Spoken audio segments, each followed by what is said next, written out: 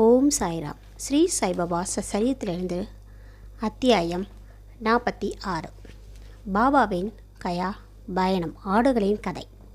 இந்த அத்தியாயம் ஷாமா, காசி, பிரயாகை, கயா முதலிய இடங்களுக்கு பயணம் செல்வதையும் பாபா எங்கனம் அவருக்கு முன்னால் சென்று அங்கிருந்தார் என்பதையும் விளக்குகிறது. மேலும் 2 ஆடுகளை பற்றி பாபாவின் பழைய நினைவுகளையும் விவரிக்கிறது. முன்னுரை.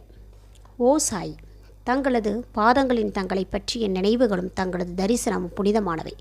அவை எங்களை கரும தலையிலிருந்து விடுவிக்கிறது.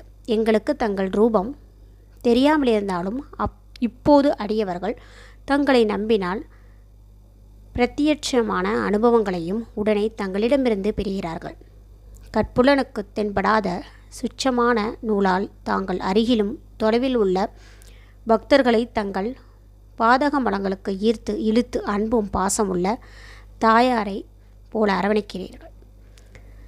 தாங்கள் எங்கு இருக்கிறீர்கள் என்பது அடியவர்கள் அறியவில்லை என்றாலும் தாங்கள் அவர்களின் அருகிலிருந்து அவர்களுக்கு உதவி புரிந்து ஆதரிக்கிறீர்கள் என்பதை கடைமுடிவாக அவர்கள் உணர்ந்து கொள்ளும்படி அவ்வளவு சாமர்த்தியமாக நூலை இழுக்கிறீர்கள்.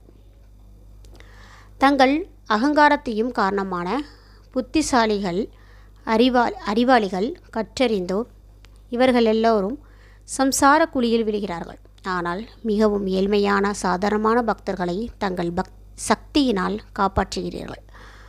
ஆன்மஸ்வரூபமாகவும் யாரும் அறியாதபடியும் எல்லா லீலைகளையும் புரிந்துவிட்டு அவற்றுடன் எவ்வித தொடர்பும் இல்லாதது போல் தோற்றமளிக்கிறீர்கள். தாங்களே செயல்களை செய்கிறீர்கள், ஆனால் செய்யாதவரை போன்று காட்சியளிக்கிறீர்கள். ஒருவருக்கும் ஒருபோதும் தங்கள் வாழ்க்கை பற்றி தெரியாது. எனவே எங்களது பாவங்களை போக்கும் எங்களுண்டான சிறந்த வழி மனம், மொழி, மெய் இவற்றால் தங்கள் பாதார விந்தங்களை சரணடைந்து தங்களது நாமத்தை எப்போதும் ஸ்மரணம் செய்வதே ஆகும்.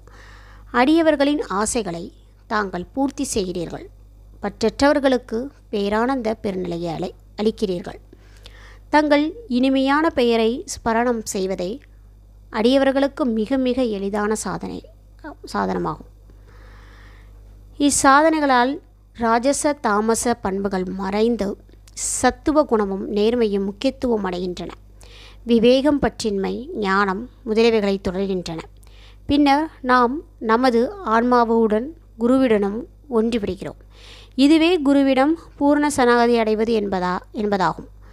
நமது மனம் அமைதியையும் சாந்தியையும் பெறுவதே இதற்கான ஒரே நிச்சயமான அடையாளமாகும். சரணாகதி, பக்தி, ஞானம் இவற்றின் பெருமை தனித்தனிமை